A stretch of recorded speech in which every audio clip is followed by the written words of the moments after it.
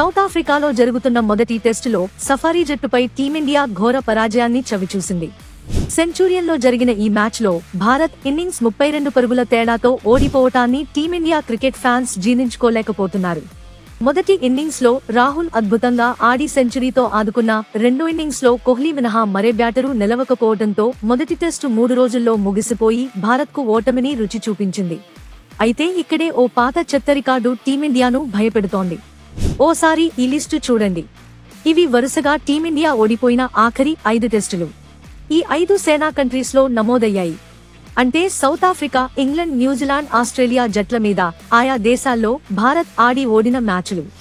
2022లో south ఆఫ్రికాలో series కోల్పోయిన భారత్ ఆ తర్వాత ఇంగ్లండ్లో జరిగిన వాయిదాపడిన టెస్టు మ్యాచ్లోనూ ఓడిపోయింది.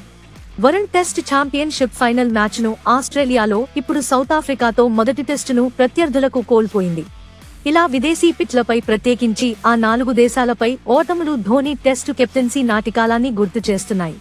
2011లో వరల్డ్ కప్ విజయం తర్వాత, అంటే 2011 నుంచి 2014 వరకు జరిగిన విదేశీ టెస్టు మ్యాచు సిరీస్లో భారత్ వైట్ వాష్ అయ్యేది.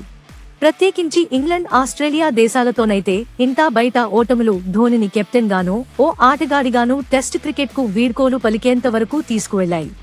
ఆ పాత చేదనుభవాలు మళ్లీ రిపీట్ అవుతాయా ఇప్పుడు విదేశాల్లో వరుస ఓటములు అందుకేనా అని టీమిండియా ఫ్యాన్స్ కంగారు పడుతున్నారు.